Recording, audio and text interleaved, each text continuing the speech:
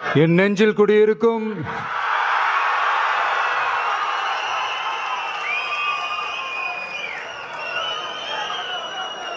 என்னுடைய தோழர்களுக்கும் தோழிகளுக்கும்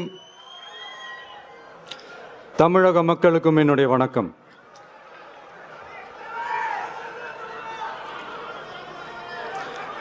நம்ம குடும்ப உறவுகளை இழந்ததுனால சொல்ல முடியாத வேதனையிலும் வலியிலும் இவ்வளவு நாளா இருந்தோம். அப்படிப்பட்ட அந்த சூழல்ல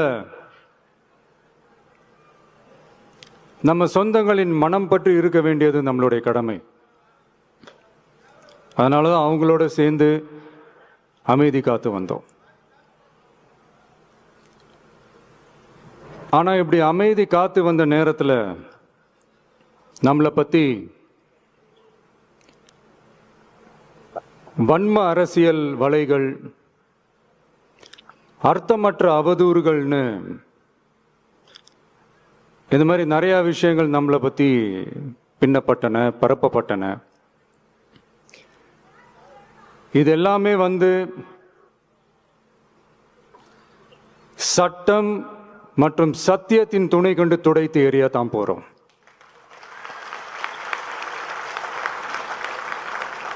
பட் அதுக்கு முன்னாடி தமிழக சட்டமன்றத்தில் நமக்கு எதிராக நிகழ்த்தப்பட்ட ஒரு உரைக்கு ஒரு நாகரிக பதிலடி கொடுக்கணும்னு நான் நினைக்கிறேன்.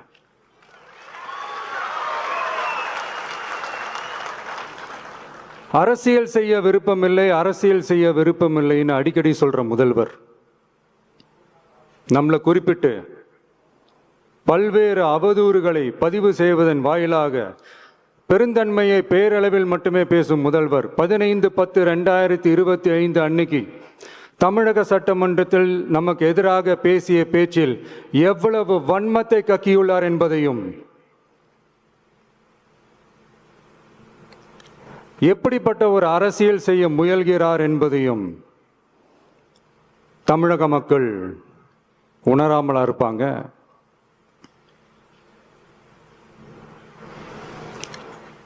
இந்த கரூரோட சேர்ந்து 5-6 மாவட்டத்துக்கு இந்த மக்கள் சந்திப்பு நிகழ்ச்சிகள்லாம் நடத்தியிருக்கிறோம், போயிருக்கிறோம். அங்கெல்லாம் இந்த லாஸ்ட் மினிட் வரைக்கும் எங்களுக்கு அந்த இடம் கொடுப்பாங்களா மாட்டாங்களா, பெர்மிஷன் தருவாங்களா மாட்டாங்களா, இப்படியே இழுத்து அடிச்சுக்கிட்டு இருப்பாங்க. நான் நாகப்பட்டினத்தில் சொன்னது மாதிரி தான், நாங்கள் ஒரு இடம் செலக்ட் பண்ணி கேட்போம், மக்கள் நல்லா ஸ்பேஷியஸாக நின்று பார்க்குற மாதிரி. பட் அவங்க அதையெல்லாம் ரிஜெக்ட் பண்ணிட்டு மக்கள் நெருக்கடியோடு நின்று பார்க்குற மாதிரி ஒரு இடத்த செலக்ட் பண்ணி எங்களுக்கு கொடுப்பாங்க. இது டிஃபால்ட்டாக எல்லா இடத்துலையும் இந்த ஒரு ஆர்கியூமெண்ட் நடந்துட்டுருக்கோன்னு வைங்க. அது மட்டும் இல்லை, இந்தியாவிலேயே எந்த ஒரு அரசியல் கட்சி தலைவருக்கும் கொடுக்கப்படாத கண்டிஷன்ஸ். பஸ்ஸுக்குள்ளேயே இருந்து பார்க்கணும், மேலே கை காட்டக்கூடாது, இப்படிலாம் ஒரு அதீத கட்டுப்பாடுகளை கொடுத்த உடனே எங்கள் சைட்லேருந்து ஒரு அறிக்கையும் வெளியிட்டோம். அது மட்டும் இல்லை, தமிழக வெற்றி கழகம் சார்பாக அனைத்து கட்சிகளுக்கும் சமமாக ஒரு முறையான ஒரு பொது வழிகாட்டு முறைகள், SOPஸ்ன்னு சொல்லுவாங்க, அதையும் வழங்கணும்னு சொல்லி உயர் நீதிமன்றத்தையும் நாடி இருக்கணும். இதுவும் தமிழக மக்கள் உணராமலா இருப்பாங்க.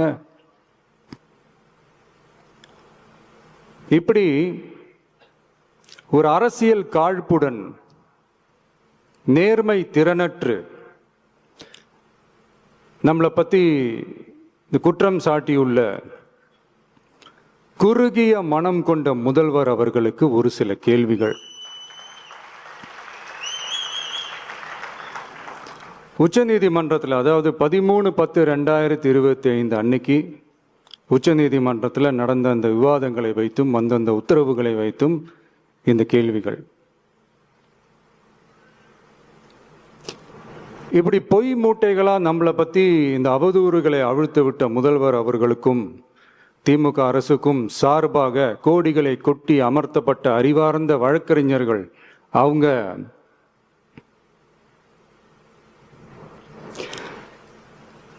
இந்த கபட நாடக திமுக அரசோட தில்லுமுல்லுகளை தாங்கி பிடிக்க இயலாமல் உச்ச நீதிமன்றத்தில் திக்கு திணறி நின்றது முதல்வர் அவர்களுக்கு மறந்துவிட்டதா? இந்த கரூர் சம்பவத்துக்கு அப்புறமே அவசரமா ஒரு தனிநபர் ஆணையம், அந்த தனிநபர் ஆணையத்தை அவமதிக்கிற மாதிரி அரசு உயர் அதிகாரிகள், காவல்துறை உயர் அதிகாரிகள் எல்லாருமே நம்மளை பற்றி ஃபுல்லாக இந்த அவதூறுகள் பரப்பி ஒரு செய்தியாளர்கள் சந்திப்பு அவசரமாக. இதெல்லாம் ஏன் நடக்குது, எதுக்காக நடக்குது அப்படின்னு ஒட்டுமொத்த தமிழக மக்களும் கேள்வி கேட்க ஆரம்பிச்சாங்க. இதுவும் தமிழக முதல்வர் மறந்துட்டாரா? அதுக்கப்புறம் அந்த தனிநபர் ஆணையத்தை தலையிலேயே கொட்டி வீட்டுக்கு அனுப்பிச்சிட்டாங்க. அது வேறு விஷயம்.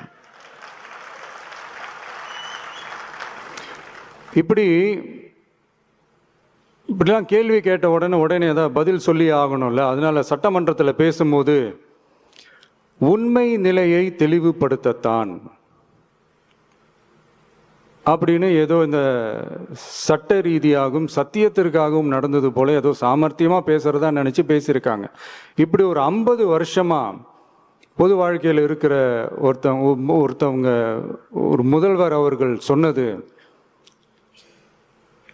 எவ்வளவு பெரிய ஒரு வடிகட்டின பொய், சப்பை கட்டுன்னு நான் சொல்லலை, உச்ச நீதிமன்றம் சொல்லியிருக்கிறாங்க. அவங்க சொன்னதெல்லாம் கொஞ்சம் என்னன்னு கொஞ்சம் லைட்டா பார்ப்போமா?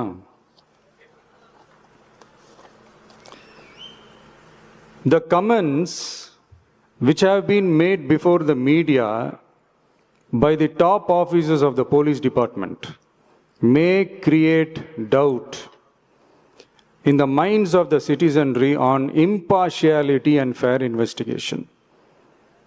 The faith and trust of the general public on the process of investigation must be restored in the criminal justice system. அதாவது அரசு காவல் உயர் அதிகாரிகள் ஊடகங்களிடம் பேசியது என்பது பொதுமக்களிடையே நியாயமான விசாரணை நடக்குமா என்ற சந்தேகத்தை ஏற்படுத்தக்கூடும் என்றும், நியாயமான விசாரணை மூலமே அந்த சந்தேகத்தை மீட்டெடுத்தே ஆக வேண்டும் என்றும் உச்ச நீதிமன்றம் தமிழக அரசின் தலையில் ஓங்கி நறுக்கு நறுக்கு நறுக்கு என்று கொட்டியதை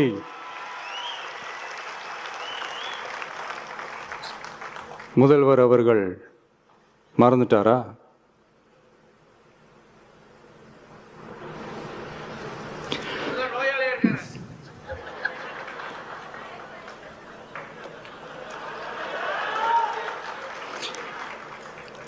மாண்புமை சென்னை உயர்நீதிமன்றத்தின் மாண்புமிகு நீதியரசர் SIT அமைத்து உத்தரவிட்டார் அல்லவா?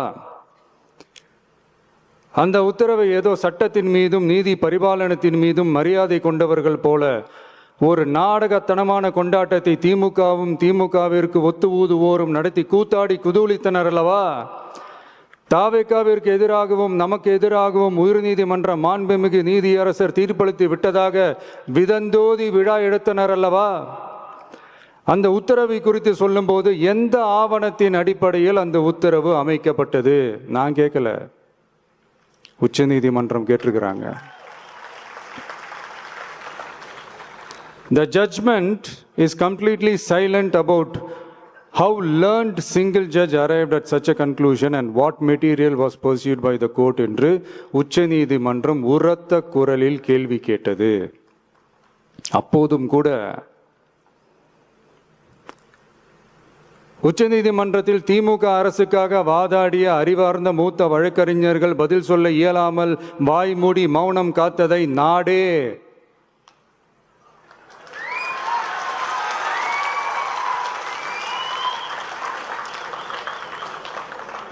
பார்த்ததல்லவா? இதையும் முதல்வர் அவர்கள் மறந்துட்டாரா?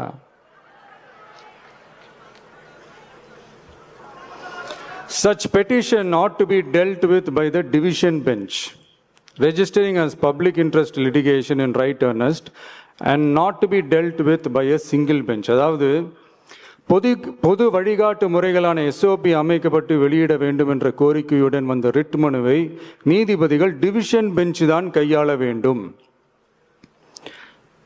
தனி நீதிபதி பெஞ்ச் கையாளக்கூடாது என்றும் உச்சநீதிமன்றம் சொன்னதல்லவா? அது மட்டுமா, கோரிக்கையே இல்லாமல் எஸ்ஐடி அமைக்கப்பட்டது எந்த வகையில் சரி என்றும் கேள்வி எழுப்பியது உச்சநீதிமன்றம். இது எல்லாமே அறியாமலோ இல்லை அறியாதது போலவோ உச்சபட்ச அதிகார மயக்கத்தில் இருந்து பேசினாரோ முதல்வர் அவர்கள்? மனிதாபிமானம், அரசியல் அறம், மாண்பு இதெல்லாம் எதுவுமே இல்லாம வெறும் பேச்சில் மட்டுமே பேசிக்கிட்டு அரசியல் ஆதாயம் தேடுற ஆட்டத்தை ஆடத் தொடங்கிவிட்டார் முதல்வர் அவர்கள்.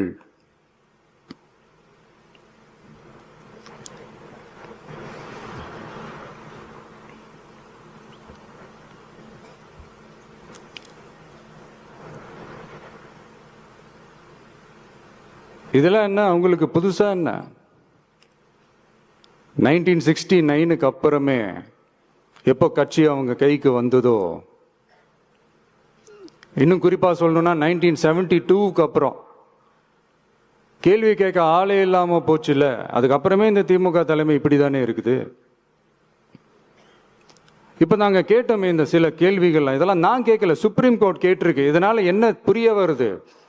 இந்த கவர்மெண்ட் நடத்துற அந்த விசாரணை மேல சந்தேகம் ஏற்படுதுன்னா அதுக்கு என்ன அர்த்தம்? உங்க மேல நம்பிக்கை இல்லைன்னு அர்த்தம்.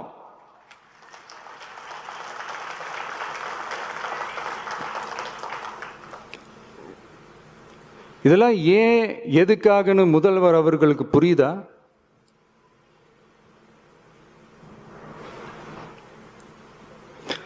சுப்ரீம் கோர்ட் சொன்னதோட மட்டும் இல்ல, நிஜத்திலும் இன்னைக்கு மக்களுக்கு இந்த கவர்மெண்ட் மேல இருக்கிற நம்பிக்கை மொத்தமாக மண்ணுக்குள் புதைந்து விட்டது.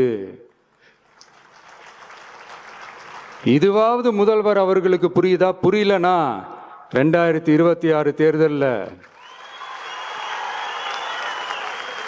இந்த திமுக தலைமைக்கு மக்கள் இன்னும் ஆழமா அழுத்தமா புரிய வைப்பாங்க. அப்ப கூட இவங்க என்ன பண்ணுவாங்க தெரியும்ல, 5 வருஷத்துக்கு ஒரு வாட்டி பழக்க தோஷத்துல ஒரு அறிக்கை ஒன்று வெளியிடுவாங்களே, மக்கள் தீர்ப்புக்கு தலை வணங்குகிறோம் அப்படின்ட்டு அந்த அறிக்கையை வெளியிட்டு இப்போ அறிவாலயத்துல போய் ஓடி ஒளிஞ்சுப்பாங்க. இப்பவே ரெடி பண்ணி வச்சுக்கோங்க அந்த அறிக்கையை. எப்படி? மக்கள் தீர்ப்புக்கு தலை வணங்குகிறோம்.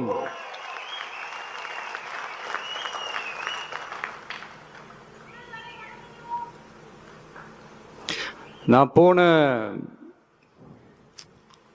பொதுக்குழுவில் சொன்னதை தான் இங்கே நான் திரும்பவும் சொல்றேன்.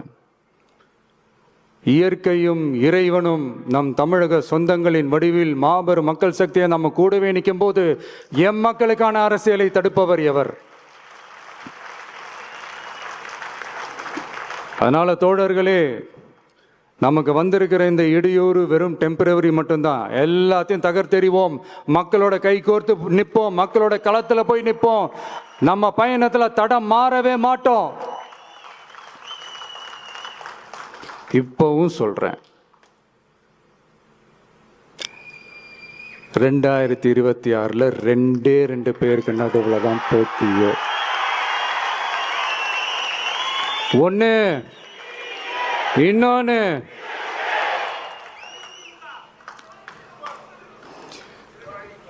இந்த போட்டி இன்னும் ஸ்ட்ராங்கா மாறப்போகுது. 100% வெற்றி நமக்கு. வாகை சூடுவோம், வரலாறு படைப்போம், கான்பிடென்டா இருங்க, நல்லதே நடக்கும், வெற்றி நிச்சயம். மீண்டும் சந்திக்கும் வரை நன்றி, வணக்கம்.